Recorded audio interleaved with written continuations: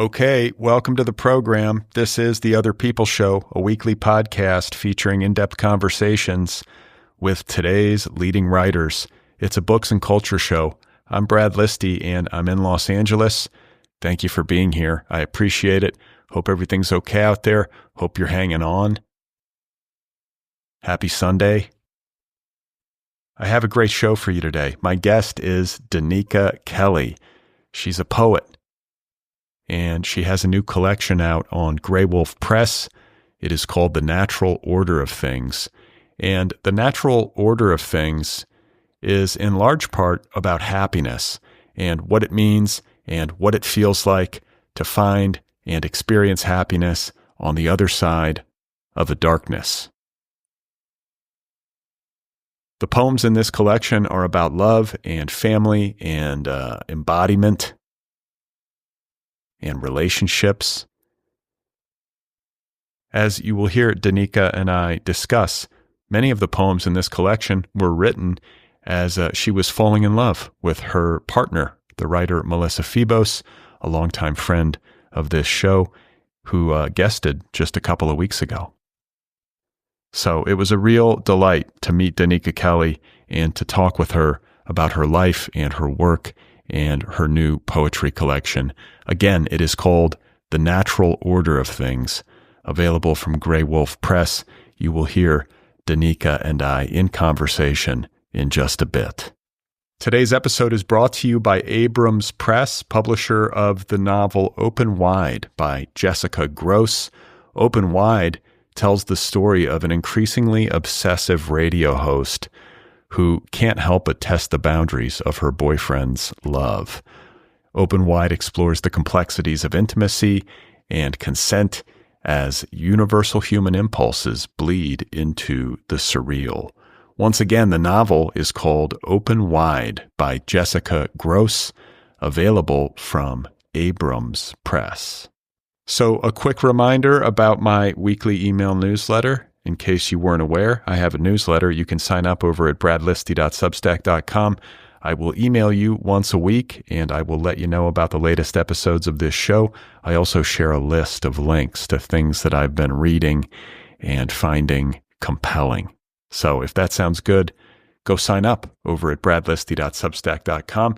So I also want to give a plug to DeepDive. That is my company. DeepDive is a learning platform that creates in-depth courses designed for curious minds.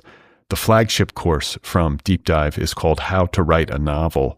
I'm the host of the course, and it features more than 50 hours of never-before-heard conversations with nearly 46 of today's most celebrated contemporary writers, including Emily St. John Mandel, Stephen Graham Jones, Porchistahk Poor, Melissa Broder, Steve Almond, Kimberly King Parsons, Juliet Escoria, Jonathan Evison, Wahini Vara. The list goes on. It is an all-star lineup, and it is an MFA-level education for a fraction of the price. If you are a writer and you have a manuscript or you want to have a manuscript, you should take this course. It's called How to Write a Novel, available from DeepDive. Check it out at www.deepdive.audio. I should also say that there is another course available from DeepDive. It is a shorter form intensive course called How to Write Autobiographical Fiction, and it is taught by Hannah Pittard, the acclaimed author of several novels, most recently a superb work of autofiction entitled If You Love It, Let It Kill You. How to Write Autobiographical Fiction also features Michael Wheaton, the founder and publisher of Autofocus Books, an independent press that specializes in the publication of autobiographical literature. So those two courses are currently available. There's another course, a brand new course in the works, and it will be available soon. I'm not going to tell you what it is. Stay tuned and check it out at www.deepdive.audio.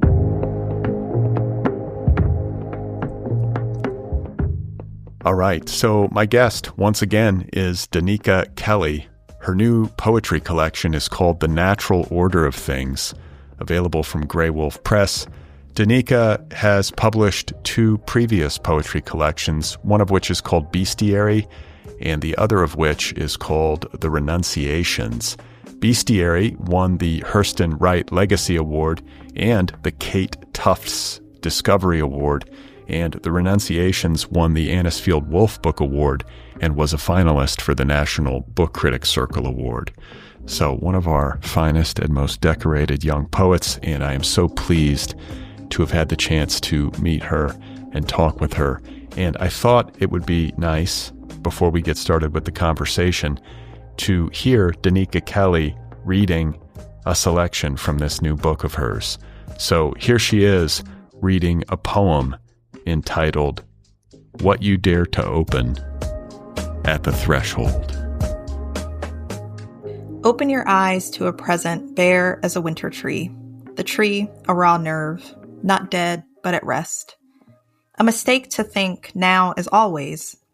Soon enough the bud and bloom, the green leaf and husked fruit. Soon enough the small jaw makes of the hard shell dust, makes of the sweet meat a feast.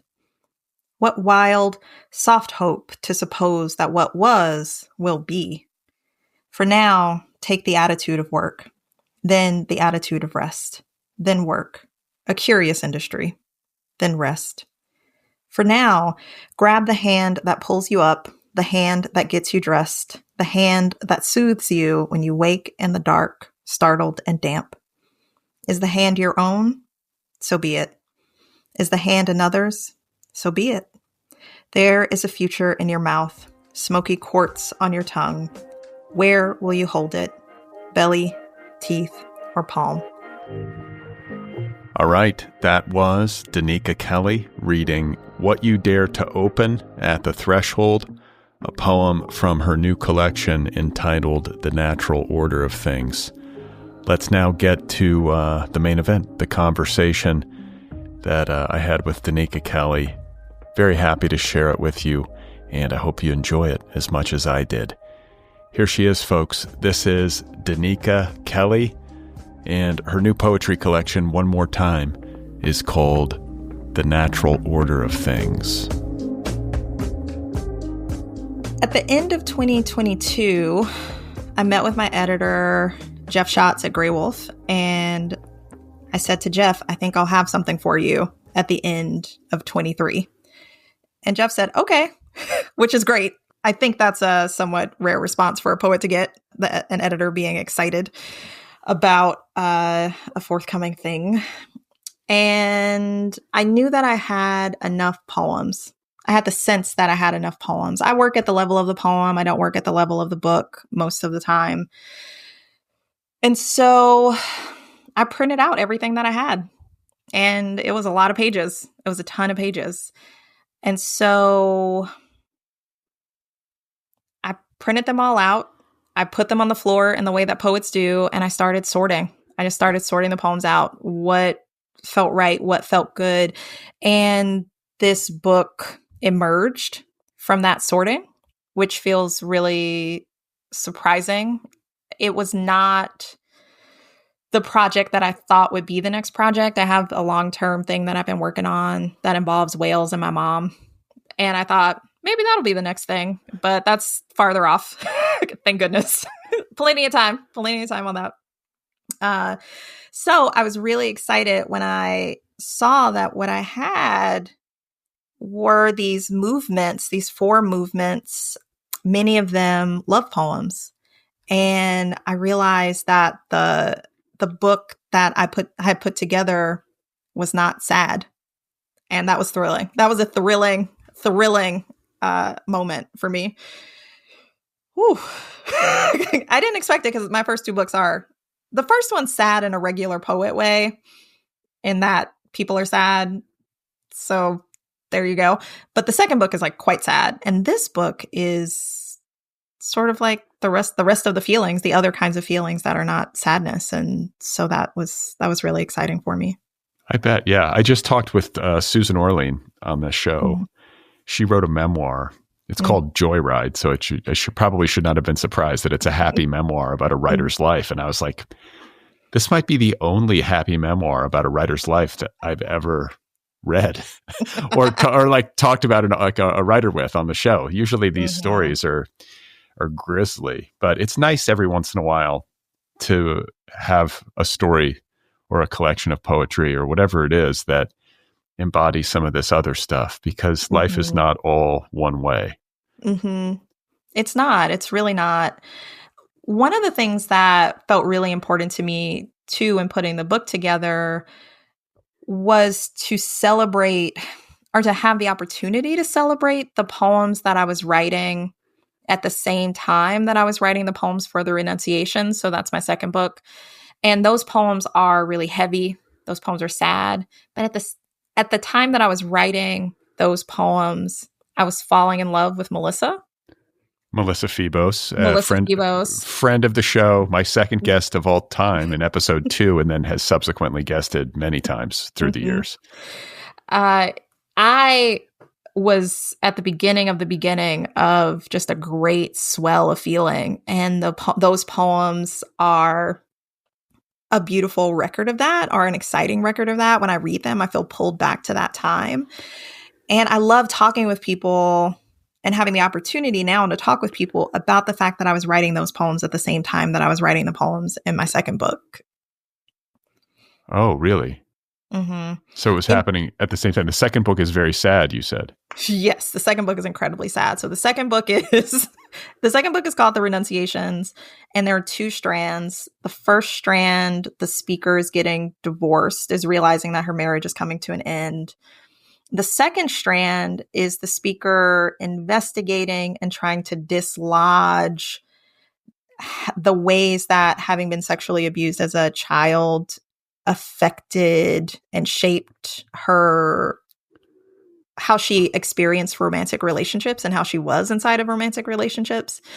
All of that drawn from my own experience, obviously. And so when I was writing the poems that were about having been abused, again, like I was falling in love with Melissa. So I was also writing these love poems, like The Moon Rose Over the Bay. I had a lot of feelings, like where my speaker was just like hollering at everything. I'm in love. So all of that was like happening at the same time. And I love talking about that in part because a lot of people imagine that poets, and I don't know what other poets do, but I know what I do. They imagine that poets are writing a book, and I'm just writing poems. So I could write a poem about anything. I can write a poem about my dog, who I miss very much. I could write a poem about the leaves changing on the trees. I could write a poem about my grandma. And all of that can happen in the same week, right? Like there isn't necessarily a through line, or I feel like there's some kind of project that's like pulling me along that I have to really stick to. And there's a freedom in that. And it takes a lot of pressure off of the poems to be any kind of way other than what it is that they want to be. And then you find the collection in the assemblage, this process of printing it out, throwing them on the floor, or not throwing them, but putting them on the floor nicely. That's right. Making rows. That's right. Rows on the floor. Yeah. As like a somewhat, type A person, or I like order, so I respect the neat rows. But I think like it's kind of similar to the ways in which the thematic concerns of a novel tend to emerge at the end of the process. I feel like for a poet, you're kind of amassing material and then culling it and organizing it and kind of realizing what it's trying to tell you, right? Yes. And what the book seemed to be telling me is that I was happy to be alive. And that was a surprise. I was like, how did this happen? It's disturbing. And then tell me something. I didn't know. And that's actually been like another gift from this collection, is getting to read these poems and talk about them and to share the work with my friends who were with me at my bottom, just like in my saddest times, to just be like, y'all, we made it. We did it. And they are. I wrote a happy book. Yeah. My friends are happy, and that feels good. It's like, because of their love, because of their consistency, because of the time that we put in together, I managed to stay and I don't know, and make a life that feels beautiful. It's very confusing. Well, there's a lesson in that, if you just kind of stay and you stick with things, even when maybe everything seems like irreparably bleak. Mm-hmm. Mm-hmm. Nothing lasts. Everything changes eventually. Like something's going to shift. So I'm curious to know if the reception of this collection has differed from the first two, since the mood of this collection is different. Do you know what I'm saying? Like when you put a happy poetry collection out into the world versus like a very sad poetry collection out into the world. Have you noticed when you're doing readings or you're interacting with readers that there's been a different vibe? There has been a different vibe. The vibe has been delight, actually, from people who have read the book, people who are listening to me read. And I think it is the surprise of a poetry collection that is not sad and is not, I'm trying to figure out how to say this.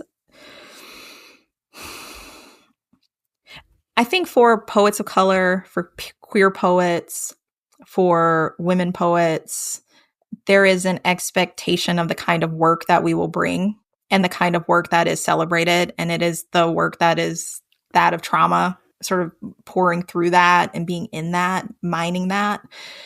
And my second book definitely goes pretty far into that space. But that is not the whole of a life. That is not the whole of my existence. My entire existence is not one of trauma. I've been incredibly fortunate, again, in my support networks, in my communities, in my practices as a poet, to get to experience and connect with other kinds of feelings. And I think about this, this is weird. I was listening to Melissa's audiobook of The Dry Season, and she was talking about Octavia Butler. And she and I we've been to the Huntington together to look at Octavia Butler's papers. And Octavia Butler's affirmations are legend and legion. There are so many of them. But the one that I love the most, the one that I return to, and I'll paraphrase it, is if I am interested in what I am writing, I have to trust that my audience will be interested in what I am writing. And I think there is a hunger. I think there is an unarticulated desire for poems that are the breath of life, not just the hardest things. I think that's why some of the most popular poets, the poets who people continue to read, I'm thinking especially somebody like Mary Oliver. Mary Oliver was like, look at this deer. People were like, yes, let's look at it. And I'm like, yes, let's look at it. It's like, we need that. We need someone to say like, there's more in the world than just pain. And I feel when I'm talking with people after readings, they feel the delight that I have in reading the work and my excitement that it's not sad. But then also if they've read my other work, they're surprised and excited and relieved. And for some of them, I think they feel they have a kind of permission to write into that as well. Well, and I think that it makes a lot of sense that people would respond positively to poems that kind of breathe life into you rather than, force you to confront the darkness. And I think that the world is always hard. It's always been a tough place for people. And there's definitely a need for people to articulate their suffering and to give other people a kind of map, of their own suffering as a result. But there's something kind of radical in these times, which are so acutely awful in so many ways. And there's so many like existential threats bearing down on us, whether it's like ecological collapse or the collapse of whatever vestiges of democracy, were in existence in America.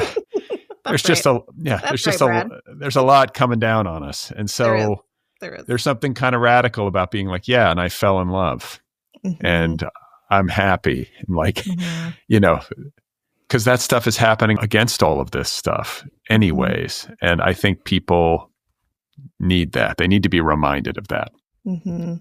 Well, and I think people also need to be assured that their experiences of falling in love right now aren't weird, right? Like that, just as world events have always been horrible.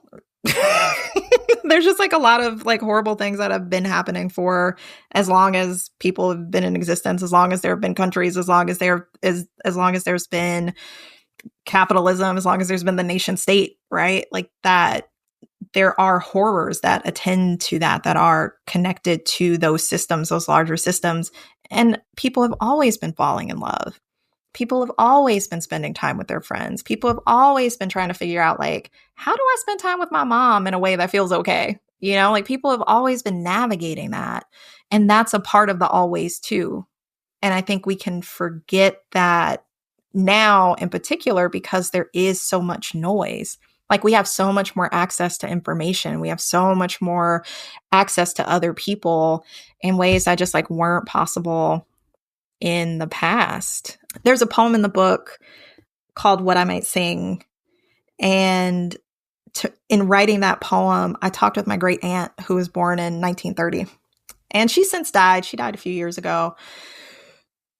But I wrote the poem in 2019. She and I had a great conversation in 2019 because she used to be a poll worker. And she lived in Arkansas her whole life.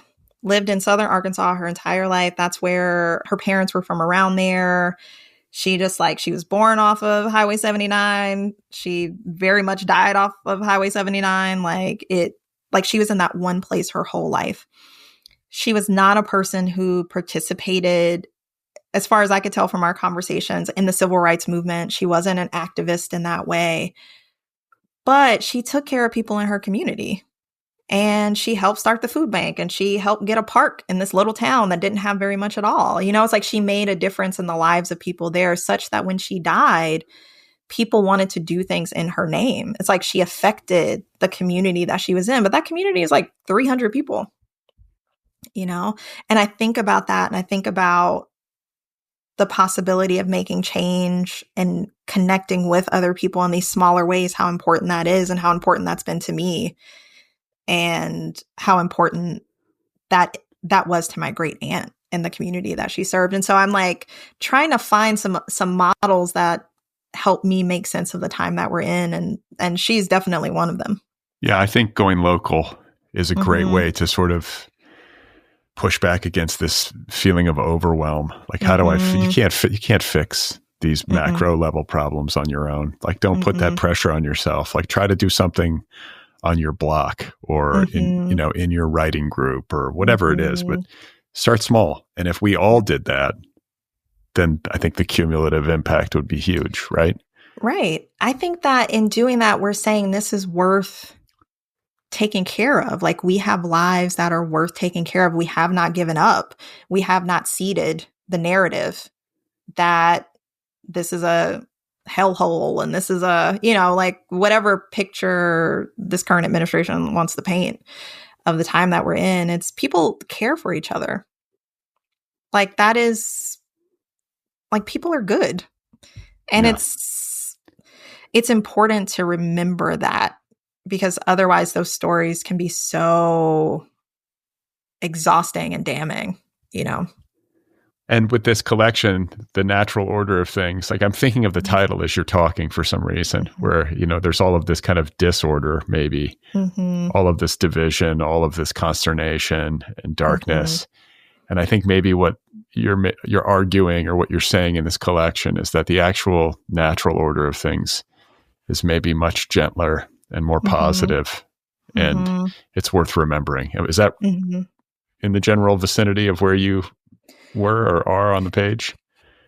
I think so. I think I was coming into a realization as I was writing these poems that I had the tools to figure out, for example, how to be with my family. It's hard to be with my family in person. They are very difficult people to be with. But there are things that there's so many things I love about my family. So this is just an example. One of the things that I really love about my family is our language. The way that we speak, the images that we make, it's just so good. It's just like amazing. My grandpa says things sometimes. I'm like, where on earth did that come from? Or my sister will say something and I'll be like, oh, I gotta steal that. I'll be stealing that later. It's like, can celebrate, I can find a route to my family through writing, through poetry, that makes it possible to be with them in that way, in our language, to celebrate us. In recognizing that and recognizing my inheritance, that inheritance of the figure, of the metaphor, of the simile, I come into a place where I'm like, okay, how have I managed to do that in other kinds of relationships? How have I managed to connect with other people in these other kinds of ways? So when I think I said earlier, the collection feels like a collection of love poems. It does. It's just like so many different kinds of love. It's not just erotic love. It's not just familial love. It's love for family. It's love for art, right? That I can celebrate that. I can lean into that is also a part of the fabric and texture of my life, you know? And that feels important because otherwise am I being reduced and am I reducing myself down to the hardest parts of my life? When it would be a lie, because like my life is not hard right now, you know, like my local life is like abundant. I have a beautiful wife who is very talented and who likes nice things. So then I get nice things. This is great. You know, I have like fantastic friends. I have friends who are just some of the most generous, beautiful, talented people I've ever met, and they love me, and that feels remarkable. I get to go to the opera, you know, I get to go to museums, I get to look at things, I get to move around this planet, and isn't that a delight, you know? So that's a part of all of this. It's like I like being with other people. Not a lot. I'm mostly an introvert, but it is good one-on-one. And family's tough. Family is tough. Yeah, I mean, Ram Dass, the spiritual, like kind of boomer guru kind of guy. No, I don't know that guy. Anyway, he said, I think it was him. He was like, if you think that you're enlightened, like go spend a week with your family. That'll break anybody down. I think so. I think that's right. I did that recently and I was like, we are not in alignment. The five of us, we do not align. So, yeah. And there's also such like a shorthand. There's such an intimacy, just that familial bond. Mm-hmm. And so they're just like to be in physical proximity, like the nerve endings are firing more than they are with other people in your life, it seems like. Mm-hmm. A lot of history, a lot of old hurts. Right. Just trembling under the surface. Like, I stay in a hotel. I'll see y'all tomorrow. Yeah. Did you grow up in Arkansas? I grew up in LA and Arkansas. So I was born in LA and then we moved to Arkansas when I was 13 and I did high school and college in Southern Arkansas, which was amazing. Really? I was very happy with the move. So I love it. The look on your face, you're like, what? Well, I am a little bit surprised because it's not what I typically would hear, but leaving LA and going to Arkansas was great. Yeah, we lived in Compton in the 90s. So there was a lot happening in Compton in the 90s, a lot of gang violence, a lot of uncertainty. And I was just in LA on Monday. The air is dirty. The air is dirty. You know what I mean? Like just to live in a place where like the air is dirty is a lot. I think that's asking a lot of people. It's beautiful. It's a beautiful place. But we got to Arkansas. We didn't have asthma anymore. Like we'd had asthma in LA. We got to Arkansas. Asthma was like totally cleared up. It was just slower. The schools we were in were better. We were in a tiny town. We were in a very small town. It wasn't a tiny town. We were in a small town, a little college town. And yeah, the teachers were really great. We just had more access to different kinds of resources. Also in LA, just as in LA, we were poor. We were poor in LA. We were poor in Arkansas. But there isn't as much to miss out on in Arkansas. So it was just like a lot of people were poor in Arkansas. So it was just like there wasn't a whole lot to do versus like being in LA and you can really see like, oh, there's so much that I'm not getting to do here. It just like that change in context was a little bit relieving. Totally. Yeah, I was walking my dog last night. I mean, this happens all the time, but just last night I was walking my dog and as is often the case, there's like an unhoused guy sitting under an awning, like outside of a shop at night. That's closed. The shop is closed for the day, but he's there. He's barefoot. I mean, he's just filthy and just like clearly not well.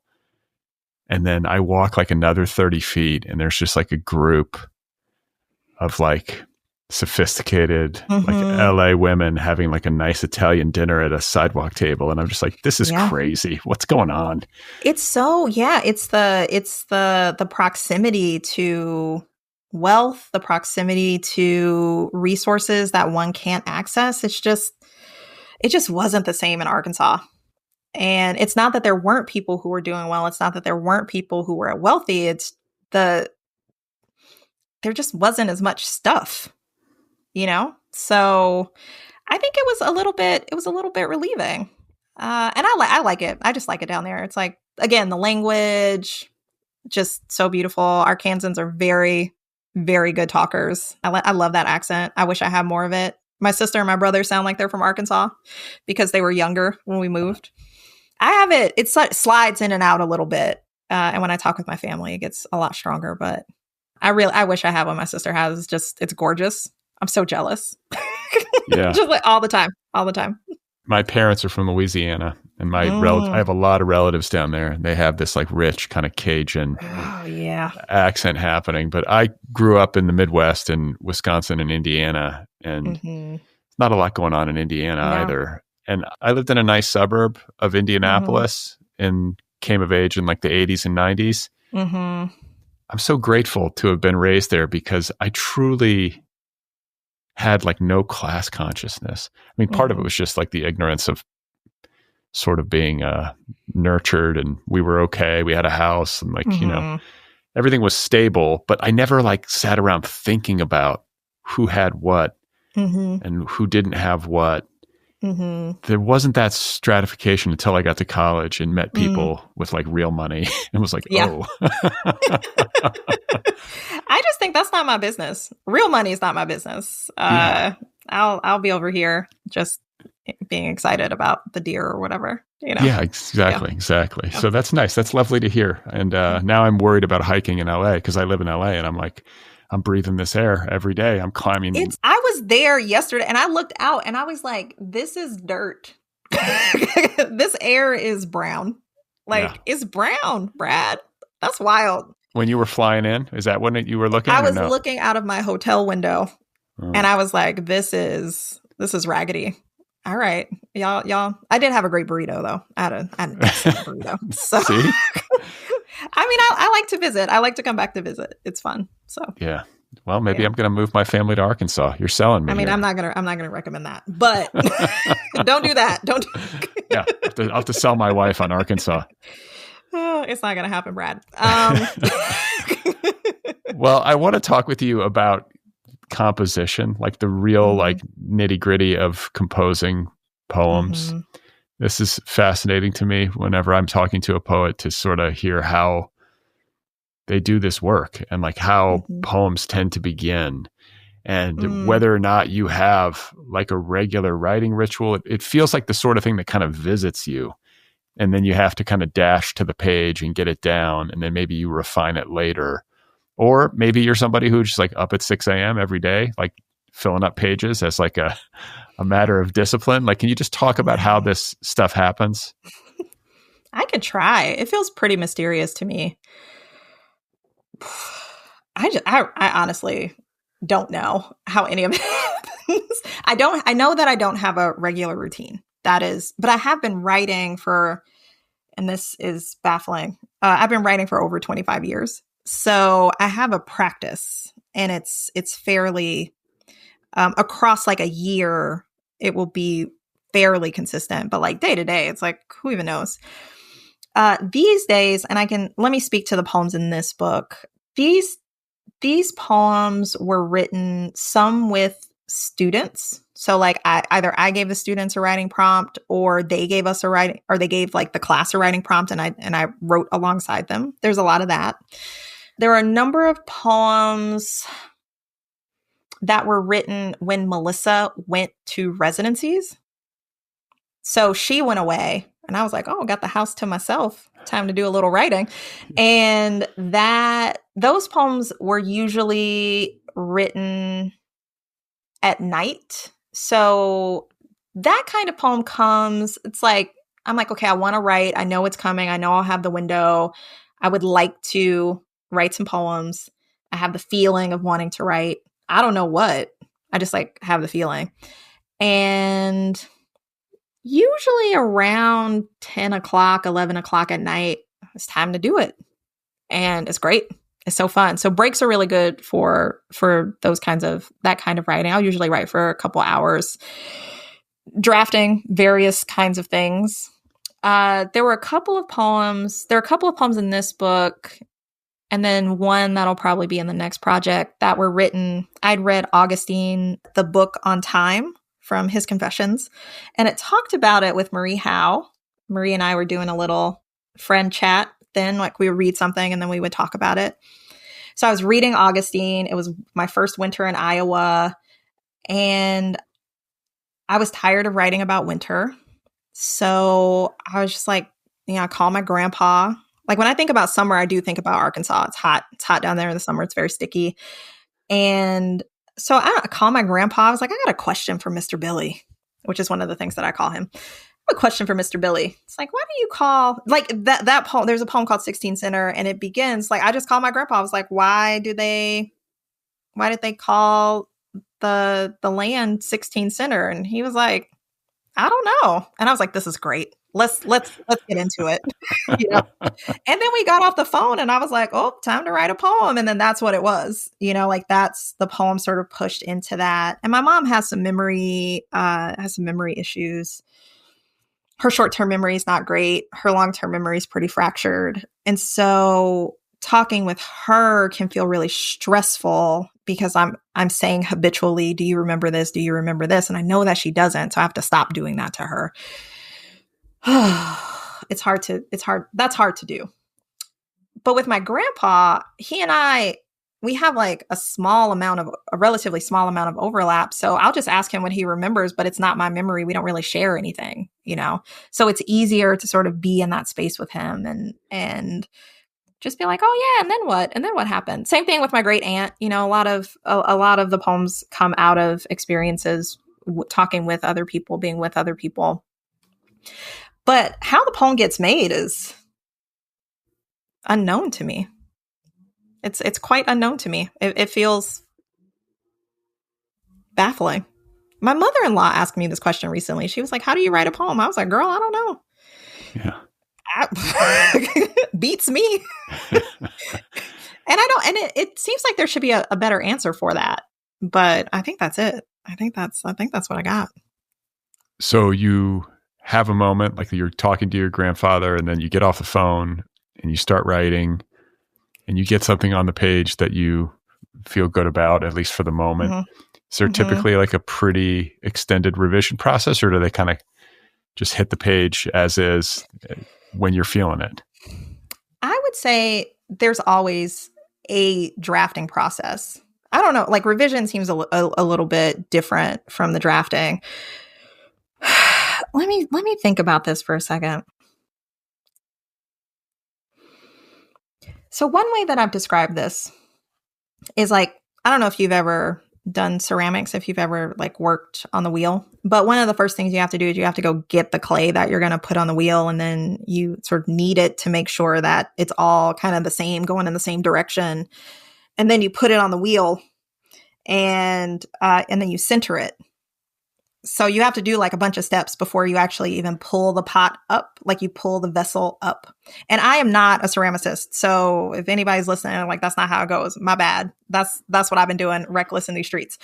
But once you like have it centered, then you can pull the pot into whatever shape, right? And it's still pretty wet. So when you take it off the wheel, it has to dry a little bit before you can do anything with it. And by do anything with it, I mean trim it. Right? Like to trim a foot, to make it look like a thing, to put a handle on it. It has to get to a stage where it's leather hard, which is a funny way to describe clay. And I was going to say, that sounds like the name of a bar in West Hollywood. I would like to go there. Just to see, Yeah. just to be with family. So when the clay is leather hard, then you can work with it in a different kind of way. And I took a ceramics class, maybe last fall. I made some bowls. The bowls I didn't realize they were bowls. I was trying to make cylinders. They weren't quite cylinders. They weren't straight up and down. They kind of flared out a little bit. And the first one, like the second day of class, the instructor asked if anyone wanted her to demonstrate how to trim a foot onto their vessel. And I was like, please help me. And she trimmed a foot onto what had just looked like a pot. And I was like, oh, it's a bowl. Like, that's amazing. I didn't know that was a bowl. I had no idea. So all of that is to say, I do think the first draft is kind of like, I've gathered the material, I've maybe pulled the shape, but I don't really know what it is yet. And it could change. And it could change like really dramatically, right? I could take off a lot. I might need to add something to it. Maybe it needs a handle. Maybe it needs to be smoothed out. There's questions of glazing. It's a whole different ball game. Again, not a ceramicist. Don't come for me.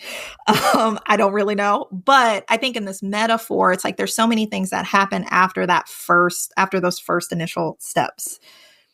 And so with the drafts, sometimes I get them to a place where they feel good. Like I feel like, okay, this is on its own pretty done. And then if the poem makes it into the book, I have to revise it. So that's a revision because now I'm revising it based on what's around it and what it's connected to. So if I have 5 poems that have the word collapse in it, I don't think I can have collapse that many times. That word is too big, So it's like I have to sort of change. I'm like, how can this poem, can I take this word out? Does that affect the structural integrity of the poem? If I have a bunch of sonnets and I have one poem that seems to be a part of the series, but it's not a sonnet, does it need to be a sonnet? Can I make it a sonnet? And that's led to some pretty drastic changes in shape, some changes in tone, and sometimes poems just being like, oh, this poem doesn't work in here, So when the poems are with each other, then it's a different question because that's one of resonance, right? That's one of tuning. And that feels like the final revision where I'm like, okay, I think this is about what the poem is. Oh, that's a good point. Like once you've got the poems culled, like you sort of decided what's going to go in the collection, then there's the issue of sequencing. Mm-hmm. And then there's this issue of resonance. Like how are they playing off of one another and communicating with one another? Like that's part of the calculation when you're making decisions. Mm-hmm. Absolutely. Absolutely. So there's a poem, Self-Portrait as a Woman Who Kneels Over Her Beloved's Face. The end of that poem, there's a sapling. Right. So the speaker is like, I'm a sapling. I've been in this way and that. It's great. Towards the end of the book, there's a poem, I love you, I miss you, please get out of my house, where it's like, I want that sapling feeling again. And I can't get it until we have time apart. Right. I want to feel like that supple again, and if we're together a lot, then maybe I get a little bit more brittle. So like the time apart allows for a softening. And when I wrote those 2 poems were written quite far apart. I wasn't thinking about the first one, Self-Portrait as a Woman Who Kneels Over Her Beloved's Face. I wasn't thinking about that one when I wrote, I love you, I miss you, please get out of my house. But the images, those 2 images of the sapling or that image of the sapling is in both poems. And I was like, oh, well, that's neat. I like that. I don't need to change that. They're far enough apart that this will work. And like just trying to like to see like, oh, this is the way that my mind works. It's a record of, like the poems in conversation with each other become a kind of a record of my own, my way of understanding myself, my way of understanding the world, It's like a nice surprise too, I would imagine. Oh, discovery. Yeah. It's really great. Yeah. It's really great. It's like the poems are so much smarter. I mean, everybody says this about whatever it is that they're writing, but the poems are so much smarter. They reveal so much more. I think because the point of the poems is not narrative, right? I'm not telling a story. I'm just like describing I'm describing experience. I'm describing feeling. I'm trying to understand something about a feeling. And then something else rises up, and it feels it's like I didn't know that was in there. I didn't know what was in there, And so I love being surprised by myself. I'm like, oh, whoa, okay. Like the depth of things is like the depths that,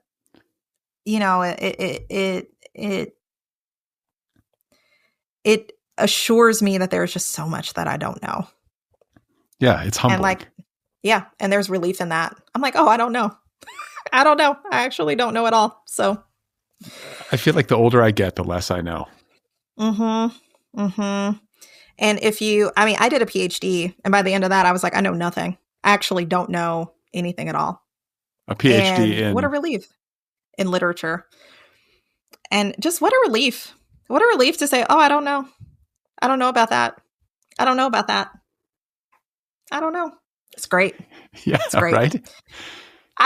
Because I used to need a kind of certainty, or I used to perform a kind of certainty because I thought that would protect me. And actually to let go, it means I just get to be so much softer because I don't have to know. I don't know. So there are lots of animals in this collection. Mm-hmm. I picked up on that, and I have to believe you're an animal lover. I do like animals. Yeah. I love the hippo poem. What is it called again? It's a very short poem with the hippo. Yeah, a poem to remind myself of the natural order of things. Oh, yeah. Well, there we go. Did you grow up with animals? I know you guys have pets. We used to, yeah. We said goodbye to our friend, the last friend, a couple of Octobers ago, which is still very sad. And wait, was this like the Chihuahua-looking dog? Yeah, Chuck. Yeah, Chuck. He was a Chihuahua. Yeah, he was strange looking. He's a very strange little dog. I loved him so much. I got him when I was 24, and I had him until I was 40. So that was a lot. That was a long time. So we had outside dogs when I was a kid. And I think my mom was reluctant to agree to that. And then at some point, my dad brought home a dog that he claimed was part Chihuahua, part Cocker Spaniel, but I now think was part Chihuahua, part King Charles Spaniel, based on the offspring from that dog.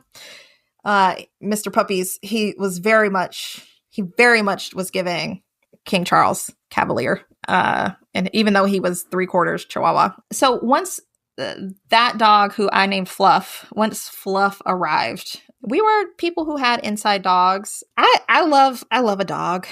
I love a cat. I'm interested in other kinds of creatures. Like if people are like, here's my bearded dragon, I'm like, tell me more. What's that about? I don't know. People who have fish. Fish are pretty good. Yeah. I like a creature, but as it comes to the animals, the many different kinds of animals that are in this book, because the little dogs do feature because the poems are written across 7 years, so they're around in a number of the poems. A lot of the animals are animals that I just like.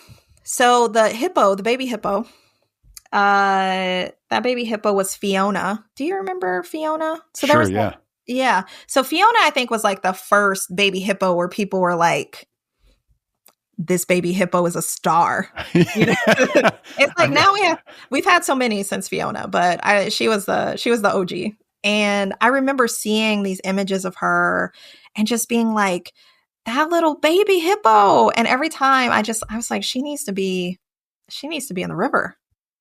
Like every time I would see her. And I wrote that poem, which ends, "Oh, Donika, you should be in love." I wrote that poem like a week before I met Melissa in person. See, I wondered about that. I wondered about that because it's like, I forget the exact sequencing, but that poem might come after poems that were written once you had fallen in love. Am I wrong? I think it comes before. I think that felt important to me. Yeah. So, because I was like, if it came after, I was like, I don't know. I think we got to put it before. But it's tricky because that was a spot that, in terms of sequencing, was my editor and I kind of went back and forth a little bit about, like how we move from the family poems into these love poems. Okay, yeah, that's what it is. It's like family poems, and then this poem about the baby hippo, sort of like a hinge almost. Yeah, and so I just like I think I was like, I'm ready. I'm ready to. I need to be in love. That is the correct state for me. I'm open for business. That's right. I'm like, let's go. And then we met, and I was like, here, done. It's a wrap. In true lesbian fashion, by the end of the weekend, I was like, I love you. I don't know when I'll see you again, because we lived quite far apart at the time. And she said, I love you too. We'll figure it out. And that was it. And then we were together. So true lesbian nonsense, because that can go lots of different ways. But it worked out. We were ready. When you know, you know. Yeah, that's right. Yeah. Oh, so back to the animals. I have found, or it bears out in my poems, that there's something about thinking about other animals, thinking of myself as an animal with other animals, that helps me understand how I would like to be in the world. Being with other people is trickier because there are lots of old stories, there are lots of narratives, there are lots of like ways one is supposed to be. And oftentimes, I think that's stupid. I don't find it helpful. I find it confusing. I like when people say what they mean. I'm on the spectrum, and that seems pretty clear. It's clear to me. It's clear to my therapists. I don't have a diagnosis, but I don't think it's necessary given what happens day to day in my life. Well, wait, what? May I ask what happens? Well, I think it's the way that I respond to a disruption in routine, the way that I get overstimulated, the ways that I really cannot tolerate obfuscation. I'm like, just say what you mean. Say the thing that you mean. Don't tell me the thing that you want me to hear because it will make things smooth. Just like, tell me what's going on. And I get really confused when people talk about, this happens in lots of contexts, but I am just often confused by like, this is what you're supposed to do. So let me give you an example that I think is... Melissa and I were talking in front of her mom right before we got married. We were talking about our wedding ceremony, which was going to be in a little garden. It was in a little garden in Falmouth, and or in Woods Hole on the Cape. And we were just chatting, and her mom was there, and I was like, "Well, what if I run away?" And look at your face. And Melissa's mom said, "Why would you run away?" And Melissa said, "I would just wait for you to come back." And I was like, "Nancy, this isn't your business." I get like really excited, and then I like have to vent that. And and Melissa just like understands, like it's not weird to her. I was like, let's just play out some possibilities. I spent a lot of the early days of our relationship moving far away from her in the same room, such that once I'd backed myself into a corner because I was just like really overwhelmed. She's overwhelming. I was just like, this is too much. I'm like, turn your beautiful eyes somewhere else. I can't handle this right now. And so what ended up happening when we got married is as soon as the ceremony started, I just jumped straight up into the air. And like a photographer got a great picture of that. Just me like leaping because I was just like, it's happening. And so I think, there's a way that like with our little dogs, when they got overstimulated, they would just shake. Right? You know that, like when the dog, like there's too much of something, they just like flap a little bit and just like vent that little overstimulation. So great. I was like, I'm gonna start doing that. Very, very helpful. High recommend if you're feeling like a little tingly in the arms, just give them a little shake. Feels good. You do this? I do. Yeah. Brad, I really recommend it. If you're feeling like, just like shake it out. It's really good. In public, like grocery store, anywhere, you'll do this. Yeah, well, the other option is that I'd like have to leave. So, but the thing is like, can I just do the thing to take care of myself and not worry about the story that other people are going to make about me, right? Stellar Sea Lion isn't worried about the story. right? Little dog isn't worried about the story. The hippo isn't worried about the story. The hippo's just doing what the hippo does. And so that's like, your question is exactly the thing that I'm like describing, is that there's an anxiety about perception. And I'm like, but what if there's something that I need to do to take care of myself that isn't hurting anybody else? I'm just going to be a little weird. I'm already weird. So if I just do like a little, ooh, you know, people will be like, oh, she just did that again. Oh, don't worry about her. She does that. She likes to shake. Yeah, sometimes you just gotta do it, you know? I'm often asking Melissa, or not often, but often enough. I'm like, do you need to scream? And sometimes she really does. And I'm like, woo, I don't think I could get to that scream. I don't have access to that, you know? But she needed to do it. Like it was necessary, you know? So I think in turning to other animals, other kinds of animals, I feel freed from the story of what it means to be human, to be a human woman, to be a Black person in this country. I'm like, I can just do whatever I need to do. Like, I'm not hurting anybody, right? So if I want to lean and loaf, if I want to flop in this, if I want to follow the sun all over our house, I'm going to do that, because my body is like, we need some sunlight, you know? And it just feels, I think I feel so much happier in my body when I'm just doing the thing that makes the most sense. And the other animals on this earth have helped me figure that out. People have not. People are like, that's weird. And I'm like, well, and? Well, that's the end. Well, period. Yeah. Well, you're right. I don't know what else to say. You're correct. So there's an ease that animals have, yeah, in their bodies, and mm-hmm. like total lack of self-consciousness. Mm-hmm. I think that's why. I mean, I've always had a dog. Maybe that's part of the reason why I take such comfort in having a dog. It's like a walking buddy, and then maybe I think there's some part of me that believes that in many respects, they are of a higher intelligence than human beings. We like to think of ourselves as being at the top of the food chain, you know, when it comes to intelligence. But as like the late, great Jane Goodall said, like, we're destroying our only home. How smart can we really be? How smart can we be? Come on, say it. You know, I mean, I really do think that there's something, it's like our inability under the structures in which we live to find balance. That balance is not even the point, that a successful business is one that always scales up, not one that maintains, right? Like here in this country, like that's a successful model. Can you franchise? Can you have more than one site, more than one location? Can it get bigger and bigger? You know, versus say, you know, I don't know. I feel like there are lots of other models for this. It's like, oh, that's the person who makes that one kind of cake and everybody gets that cake on that holiday. So they know they're cooking.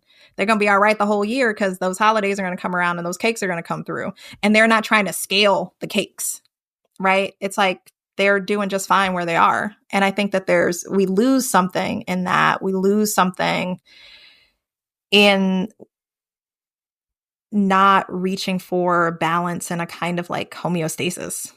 Right? We're like, let's metastasize. That's what I was going to say. This economic model that's based on perpetual growth is the same logic of a cancer cell. So like, maybe we should pump the brakes on this. How about it? How about it? Well, you know, and I think about what comes out of pausing, right? So however many, like, I don't know, 70 years ago, 100 years ago, we had almost hunted like the humpback to extinction. And they're back. You know, it's like, oh, if we just stop, like some kind of balance may return, right? If we find ways to like stop extracting mindlessly, extracting just for like without any sense of maybe we want to leave something for later, right? There's no later in capitalism, and there's just now.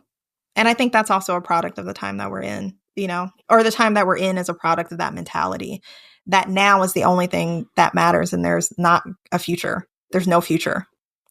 And it's like, what if there is a future? And can we imagine what that will look like? You know? And it's like, no, we need to make money right now. That's the most important thing. So Yeah.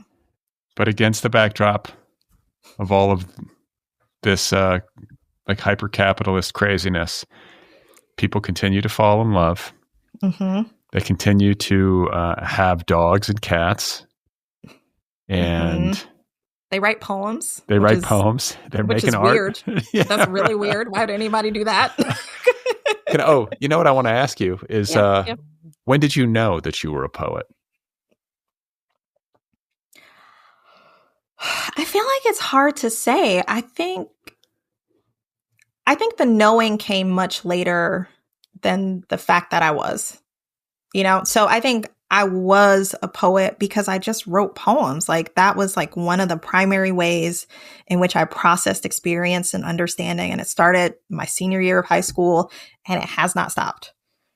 And all through like my senior year of high school, all through college, at some point in college, I learned what an MFA program was. I was like, oh, let me go do that. I went and did that. I was like, okay, great.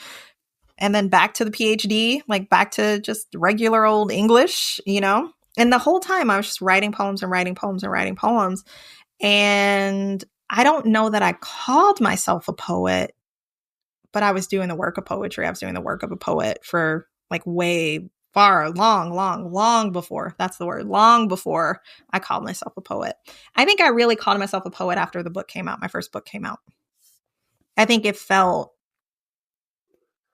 especially because I was going to do readings. They were like, well, what are you? I was like, I'm a poet. But that was, I don't know, that was like 15, 17 years in, So I often have this question is like, does it matter what we call it or does it matter that we do it, And so, but poetry has just been so important. It's brought me, I mean, I was really thinking about this, almost everything good in my life, poetry has brought me. And that's bizarre. I don't. Well, listen. Go ahead. I read The Dry Season, Melissa's latest book, and I just spoke with her on this program not too long ago. And I know from the end of that book, if I'm recalling this correctly, that she read your poetry and sent you a fan letter. And that was what initiated your correspondence. So, I mean, there you go, right? Yeah. Yeah. 100,000 million bajillion %. Yes. Like she and I would not have met, and would not have this life together. And I wouldn't have, I mean, honestly, like almost all of the friends I have, I've like the women who are my friends, I became friends with them in some way through poetry. Either we were at grad school together, we were at a retreat together, and then we just like stayed connected. It really has been poetry, that I get to teach, that I get to work with undergrads and talk to them about poetry and give them a hard time and try to get them to touch a feeling or three, that I get to celebrate them when they do well. My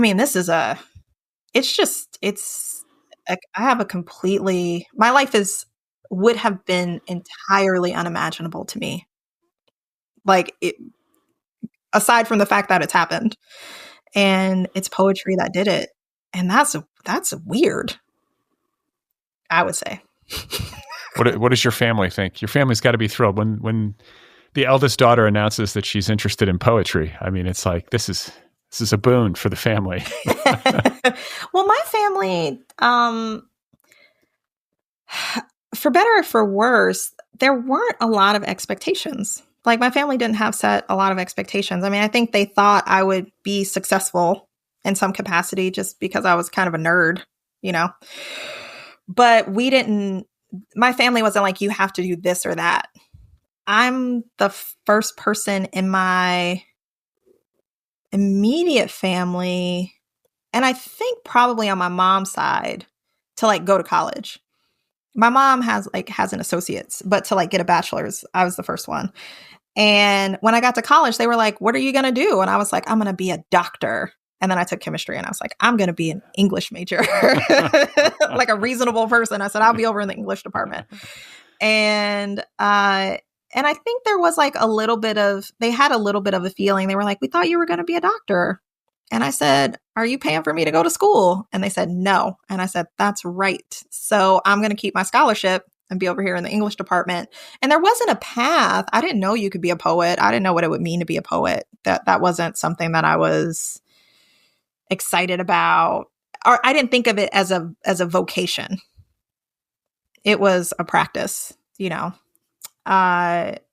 So when I got to the MFA, they were like, oh, so you'll teach. And I was like, I don't know. And then I graduated and they were like, are you going to get a job? And I was like, no, I'm going to do this PhD.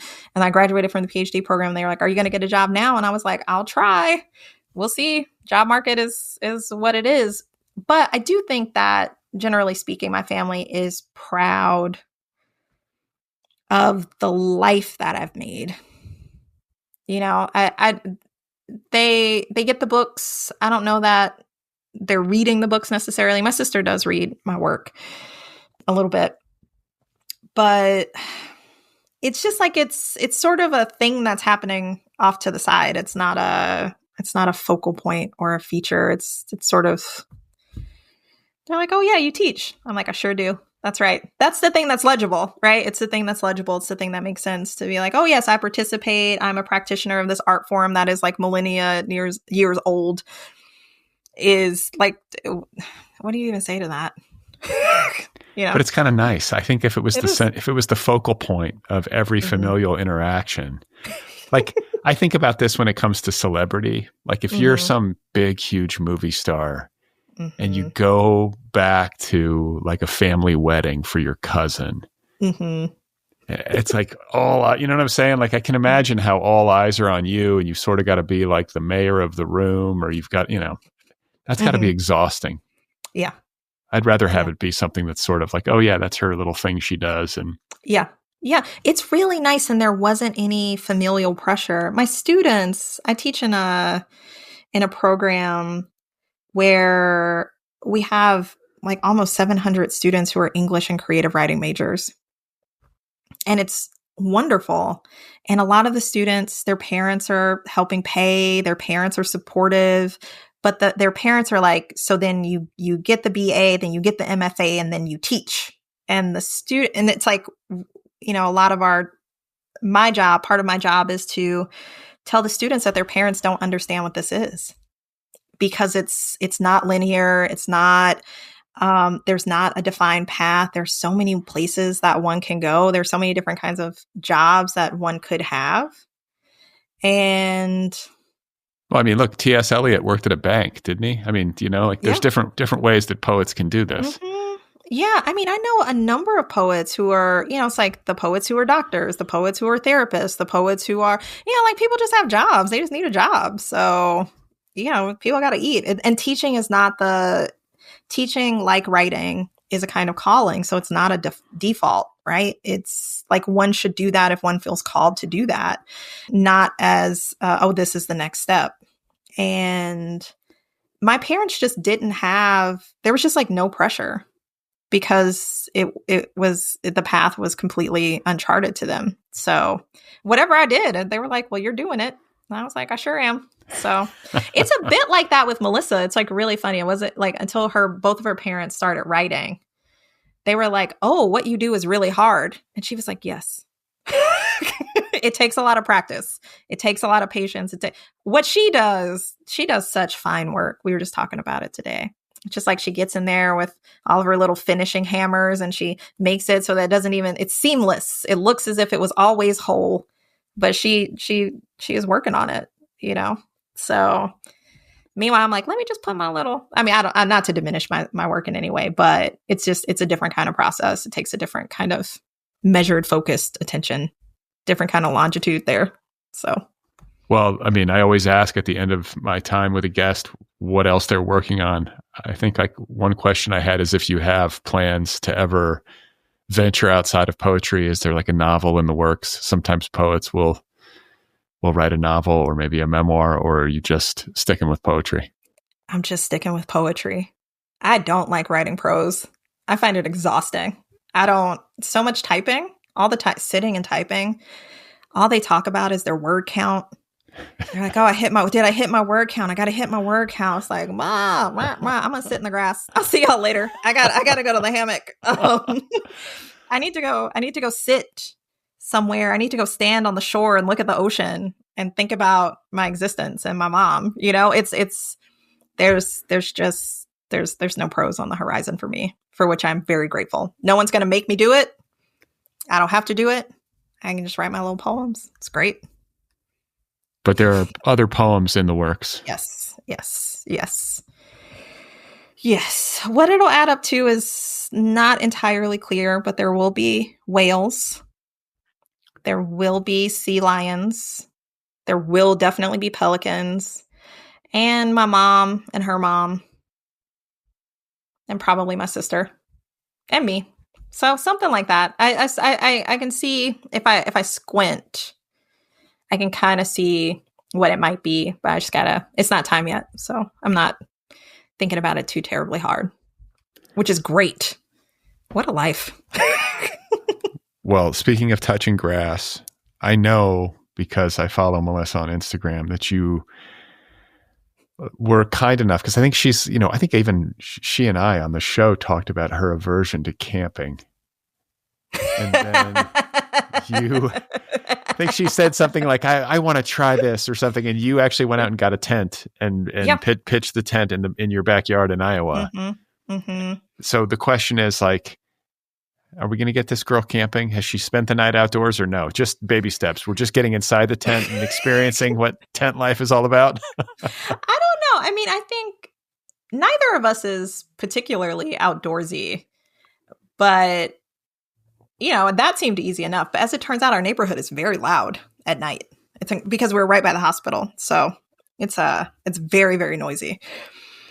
I think we could probably get over to one of the local campsites at some point, because I think she does want to sleep outside. I like sleeping outside. I think it's great. So I would be happy enough to do that. Just sleep in a tent, not camp, just sleep in the tent. Yeah. Just get some fresh air. Get some fresh air. That's lovely. Yeah. No, it's good. It's good. Well, Donika, it's been an absolute delight to meet you and to talk with you about your work. And I wish you well with this whale mom. Can we call it the Whale Mom Project, Sure. just for lack of a better way? Sure. Yeah. I wish you well with the Whale Mom Project. And I just thank you for your time. Yeah. Thank you, Brad. This was so fun. So wonderful. All right, everybody. There we go. That was Donika Kelly talking with me about her new poetry collection entitled The Natural Order of Things. It's available from Graywolf Press. You can find out more about the book and about all of Donika's work over at donikakelly.com, and you can follow her on Blue Sky. One more time, the new poetry collection is called The Natural Order of Things. It's excellent. Go get your copy right away. Don't forget to subscribe to this show wherever you listen. Hit the subscribe button, and you can follow me on Instagram and Blue Sky. Sign up for my newsletter at bradlisti.substack.com. If you love this show, support this show at patreon.com/otherpplpod. If you want to join my book club, the Other People Book Club, or get an Other People t-shirt or an Other People sweatshirt, you can do all of the above at the show's official website, www.otherppl.com. If you want to check out DeepDive, you can do so at www.deepdive.audio. Go get How to Write a Novel or How to Write Autobiographical Fiction. You can also get both and save. There's a bundle offer if you want to get both courses. Again, the website is www.deepdive.audio. Last but not least, if you have 90 seconds and you want to do me a favor, please give this show a rating wherever you listen. So rate it, review it over at Apple Podcasts or wherever you listen. It helps the show in the algorithm, and it helps it find new listeners. All right, so coming up on Tuesday, I will be back with a new episode. I should be back with a new episode. I'll be in conversation with an author, assuming everything goes according to plan. I don't have it on tape yet, so I'm not going to make any grand proclamations about who it's going to be. But if it is who I think it is going to be, I think you're going to be happy about it. What do you think of that? All right? So hopefully a new episode on Tuesday. There should be. Fingers crossed. Coming up on the Other People show. Stay tuned.